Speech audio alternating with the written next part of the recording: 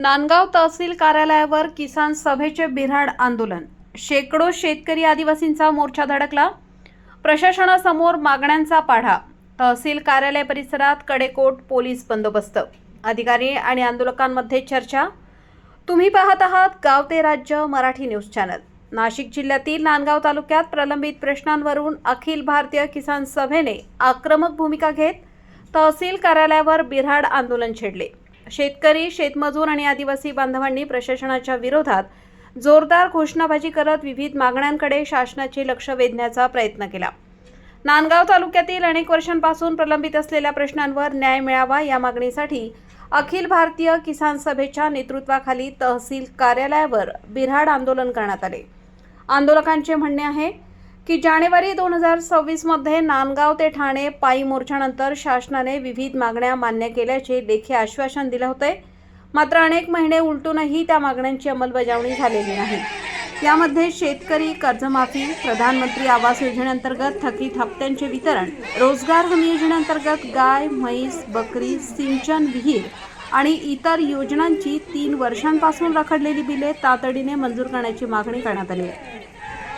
तसेच ration card online प्रक्रिया पूर्ण करून लाभ देणे, बांधकाम कामगारांना प्रलंबित गृहोपयोगी साहित्य संच उपलब्ध करून देणे, लाडकी बहीण योजनेतील बंद झालेले लाभ पुन्हा सुरू करणे आणि कांद्याला किमान 3000 रुपये हमी भाव देण्याची मागणीही आंदोलकांनी केली आहे। आदिवासी बांधवांच्या जमिनी नियमित करून 7/12 देणे, गायरान जमिनींचे पंचनामे करून ताबा कायम करणे तसेच पिण्याच्या पाण्याच्या गंभीर प्रश्नावर त्वरित उपाययोजना करण्याची मागणी यावेळी करण्यात आली। शासनाने दिलेली आश्वासने प्रत्यक्षात कधी उतरवली जाणार? शेतकरी आणि आदिवासी समाजाला न्याय मिळेपर्यंत संघर्ष सुरूच राहील अशी भूमिका आंदोलनकर्त्यांनी मांडली। या आंदोलनादरम्यान किसान सभेचे नेते कॉम्रेड विजय दराडे यांच्या नेतृत्वाखाली शिष्टमंडळाने तहसील प्रशासनाशी चर्चा केली। यावेळी तहसीलदार सुनील सौंदाणे, वन विभागाचे हेमंत कोकाटे, पंचायत समितीचे गटविकास अधिकारी उपस्थित होते। कायदा व सुव्यवस्था अबाधित राहावी यासाठी पोलीस निरीक्षक प्रशांत आहिरे आणि सहाय्यक पोलीस निरीक्षक सतीश गावित यांच्या मार्गदर्शनाखाली कडेकोट पोलीस बंदोबस्त तैनात करण्यात आलाय। गाव ते राज्य मराठी न्यूज चॅनल, नांदगाव। संपादक विजय धामणे, नांदगाव, नाशिक।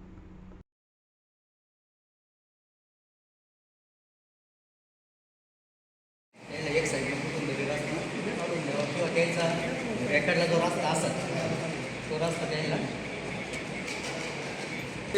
गेलेले ऑलरेडी बिगर रेकॉर्डचे रस्ते रेकॉर्ड नाही त्या रस्त्यात, ते रस्ते तात्काळ बंद करून आणि त्यांना कुठून तरी रेकॉर्डचे किंवा एक साईडनं एका साईडने रस्ता काढलेला आहे। मोर्चाचा संदर्भ काय नेमका?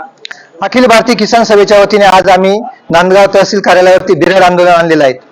याच्या प्रमुख मागण्या आहेत की 17 जानेवारी 2026 ते 27 जानेवारी 2026 पर्यंत जो पायी लॉंग मार्च काढला त्या लॉंग मार्च मध्ये मुख्यमंत्री आणि मंत्रिमंडळाने जे आहे आमच्या प्रतिनिधी कॉम्रेड गावित साहेब यांना जे आश्वासन दिलं होतं की 3 महिन्यामध्ये जे तुमचे प्रश्न आहेत, वन जमीन गायरान जमीन असेल किंवा शेतकऱ्यांचे जे प्रश्न आहेत ते आम्ही सोडू, परंतु आता 3 महिने झालेले असून सुद्धा या नांदगाव तालुक्यामध्ये कुठल्याही प्रकारचा प्रश्न मार्गी लागलेला नाही। त्यामुळे हा मोर्चा आणलेला आहे। प्रामुख्याने मागणी आहेत की वन जमीन कसणाऱ्यांच्या नावावर जे ताब्यात क्षेत्र आहे ते झालं पाहिजे, गायरान जमीन ताब्यात असलेले क्षेत्र नावं झालं पाहिजे। त्याचप्रमाणे शेतकऱ्यांच्या कांद्याला 3000 रुपये हमी भाव आणि जे कांदे विक्री केले आहे त्याला 1000 रुपये अनुदान मिळालं पाहिजे। त्याचप्रमाणे जे घरकुलाचे हप्ते, गायगोठा, सिंचन विहिरीचे हप्ते आहेत ते थकलेले आहेत ते सुद्धा पूर्ण मिळाले पाहिजे।